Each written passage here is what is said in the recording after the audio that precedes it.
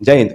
पानी तो पाकिस्तान को नहीं मिलेगा। फिर से एक बार जय हिंद। और पूरा पानी कहाँ जाएगा और भारत में किस तरीके से उस पानी का समुचित प्रयोग होगा, इन्हीं सब बिंदु के ऊपर बात करेंगे। और पाकिस्तान किस तरीके से पानी न मिलने की वजह से तिल तिल टूटेगा, और ये जो पानी है दोस्तों, इस पे कौन कौन सा परियोजना पाकिस्तान के कुकृत्य की वजह से बाधित है, और ये परियोजना फिर से कैसे शुरू होगा, और पूरे हिंदुस्तान में अगर ये पानी का समुचित प्रयोग होगा तो हिंदुस्तान का वो कौन सा स्टेट है जो कि सोने का अंडा देने वाला मुर्गी बन जाएगा, और कश्मीर किस तरीके से पावर हब बन जाएगा। पाकिस्तान में तो पानी नहीं जाएगा, लेकिन भारत में पंजाब, हरियाणा और राजस्थान का किस्मत इस तरीके से बदलने वाला है कि जिसके बारे में आप सुन के माथा पकड़ लीजिएगा। और साथ में साथ ये भी सोच के माथा पकड़ लीजिएगा कि इतना पानी जो अपने देश के लिए कीमती था, कौन से परिवेश में किसका माथा सनका हुआ था कि मतलब ऐसा संधि हुआ। दुनिया का सबसे उदार संधि इसको कहा जाता है दोस्तों, दुनिया का सबसे उदार संधि।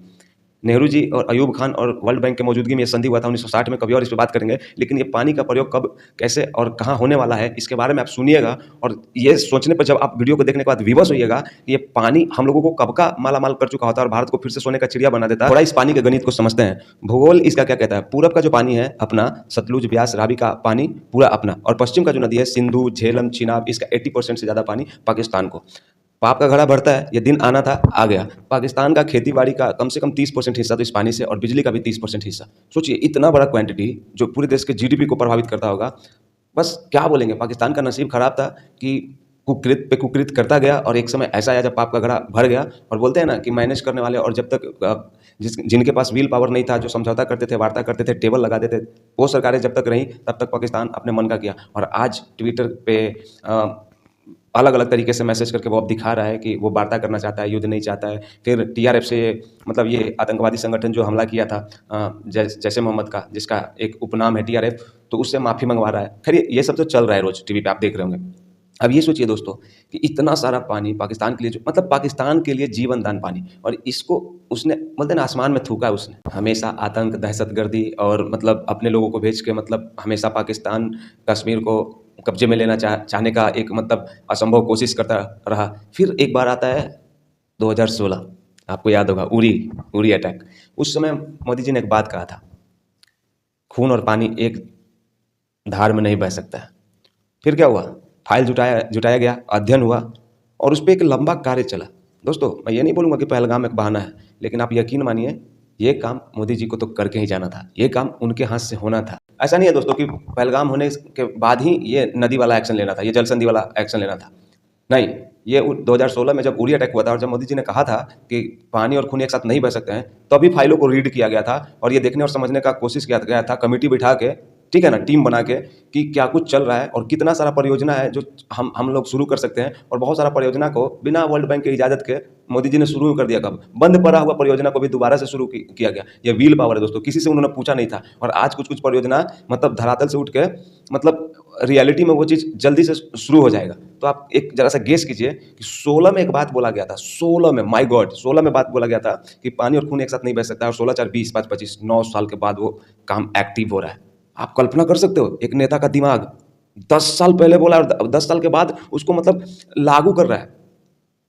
मतलब बोलते हैं ना कि एक जगह पे सोचना और उसके बारे में दिन रात सोचते रहना, टिक टिक टिक टिक टिक टिक, एक दिन उसको ऐसे कर देना है। और पहलगाम कर दिया उसमें पाकिस्तान ने, और पहलगाम कर दिया तो मोदी जी ने कोहराम कर दिया। अब भुगतिए। उसके बाद आया दोस्तों 2018 किशन गंगा डैम और किशन गंगा परियोजना, बिजली परियोजना। उसको न सिर्फ मोदी ने ज़बरदस्ती बनवाया, रोते रोते पाकिस्तान वर्ल्ड बैंक गया, रोते रोते। सोचिए व्हील पावर देखिए, संधि के हिसाब से वहाँ पे नहीं बनाना था, लेकिन मोदी ने बनाया कि ये हरामी है, ये नहीं सुधरेगा, इसका बदमाशी जारी रहेगा, और किसी दिन मैं अगर संधि भंग करूंगा, संधि को खत्म करूंगा, सिंधु जल संधि को, ठीक है ना, इंडस वाटर ट्रीटी को जिस दिन मैं भंग करूंगा, तो मैं अचानक से तो काम शुरू करूंगा नहीं, क्योंकि ये अपना रंग कभी भी दिखा सकता है। तो बताइए, प्रोजेक्ट को मोदी जी धीरे धीरे धीरे धीरे धीरे धीरे इंप्लीमेंट में अलग अलग तरीके का प्रोजेक्ट बना के काम कर रहे हैं। थोड़ा सा रिसर्च किया है मैंने, उसको गौर से सुनिएगा, आपको पता चलेगा कि ये पानी का पावर से पाकिस्तान क्यों भभक रहा था, और ये इस पानी की वजह से हम लोग कहाँ हैं। अगर ये पानी ऑलरेडी हम लोग के पास रहता तो हम लोग कहाँ होते। आप जरा समझिए, ये जो 5 रिवर का हिसाब बताया मैंने, 5 नदियों का हिसाब आपने सुना। पुराना वाला जो प्रोजेक्ट था बगलोहार 900 मेगावाट, सलाल 690 मेगावाट, वो तो चल ही रहा है। सबसे बड़ा जो माइलस्टोन होगा, जो मतलब क्या बोले गेम चेंजर जो होगा, बुरसर प्रोजेक्ट 800 मेगावाट, 800 मेगावाट, आधा मिलियन 110 फीट MIF जो संधि की वजह से अटका हुआ था पानी, इस पर समझिए कि तेजी से काम होगा। और आपको ये जान के अचरज होगा कि इससे जम्मू के 45,000 हेक्टेयर, 45,000, कितना ही बड़ा है जम्मू, 45,000 हेक्टेयर जमीन पे सूखी, इस पानी की वजह से जो हमेशा सूखा रहा। आप समझ रहे हैं, आप कल्पना कीजिए नहीं नहीं, थोड़ा सा राजनीति के हिसाब से बोल रहा हूँ कि अगर किसी प्रधानमंत्री के रीजन में ऐसा हो जाता है और 45,000 हेक्टेयर ज़मीन पर पानी कश्मीर में जब जाएगा, तो पहले से इतना सेब और अखरोट है और 45,000 मजाक है क्या? ये तो मैं पढ़ के मैं स्तब्ध रह गया कि क्या कुछ छीना गया जम्मू कश्मीर से। सबसे इंपॉर्टेंट चीज़ ये है कि ये जो 45,000 हेक्टेयर ज़मीन है, जो पहले से पानी की वजह से सूखा पड़ा हुआ है, इस पे फसल लहलाएगा। और अगर किसी राज्य को, अगर किसी प्रधानमंत्री की वजह से, उसके एक्शन की वजह से पूरा हरियाली मिल जाएगा, सूखा मतलब जिस पे कोई खेती नहीं होता है, तो समझ रहे हो उस प्रधानमंत्री का वहाँ पे इमेज क्या बनेगा? ये तो पॉलिटिकल बात हो गया। अब देखिए, नहरों से सिंचाई होगा और सीधा जो पानी है खेत में जाएगा डायरेक्ट। अब आते हैं राज्यों पर। जम्मू लद्दाख में अपना बिजली पावर हाउस होगा, अपना अपना, किसी से मांगना नहीं पड़ेगा उनको। और बिजली बेच के राजा बनेगा जम्मू और लद्दाख। और जो भी 7 लाख एकड़ जो जमीन संधि की वजह से सूखी पड़ी थी लद्दाख में, समझिए जम्मू का तो 45,000 हेक्टेयर बना दिया, वहाँ पे सीधा फसल लहलाने लगेगा। लद्दाख में भी जम्मू का 45,000 हेक्टेयर और इधर 7 लाख एकड़ जमीन लद्दाख का। नए प्रोजेक्ट में कठुआ सांबा में 28,000 हेक्टेयर, शाहपुर मंडी नहरों से जो जम्मू में पानी जाता है वो 3,000 हेक्टेयर, बुरसर से जो जाता है, ये सब समझ रहे हैं आप पढ़िए, आपका दिमाग वहाँ का जियोग्राफिकल कंडीशन जो है पढ़िएगा तो दिमाग खराब हो जाएगा। इसके बाद पाकिस्तान के साथ क्या होगा? हमें तो ये मिलेगा, तो जितना उसको मिलता था हमारा उससे 4 गुना हो जाएगा, क्योंकि उसको मिला तो वो यूटिलाइज नहीं कर पाया, वो तो दहशतगर्दी और आतंकवाद में मशगूल था। और जब ये इतना पावर इंडिया के पास आएगा पानी के रूप में, देखिए कुछ भी कहिए बॉस, डिप्लोमेसी में ना मोदी जी को कोई हरा नहीं सकता, ठीक है। उनको घेरने के लिए आपके पास 3 लाइन है।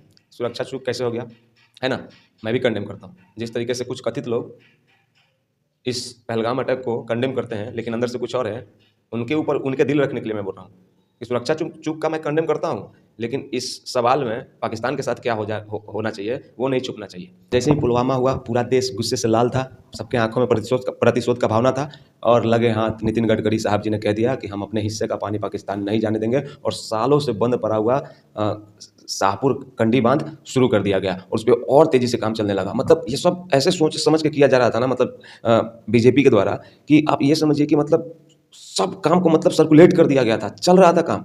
और यकीन मानो भाई, खुद से नहीं बोल रहा हूँ, जैसे ही यह पानी बंद होगा आप देख लेना कि ऐसा ऐसा प्रोजेक्ट आपके सामने आएगा जो या तो निर्माण की अवस्था में होगा या तो आधा निर्माण हो गया होगा। आप सोचिए, माय गॉड। खेती बाड़ी के लिए तो मैंने आपको बताया कि 25% बिजली है और बिजली जो उत्पादन है उसका 30% है।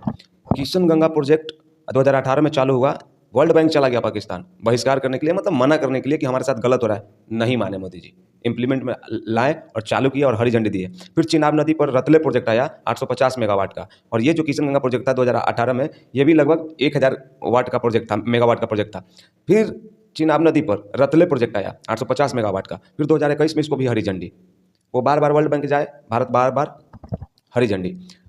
पाकल डूल है 1000 मेगावाट, वो भी चल रहा है। कीरू पे है 625 मेगावाट, वो भी चल रहा है। ये सब चिनाब नदी का प्रोजेक्ट है दोस्तों। और दोस्तों अब आ गया पहलगाम अटैक हुआ, ठीक है। अब ये अभी का समय, जरा सोचिए, मैं आपसे कुछ बात करना चाहता हूँ।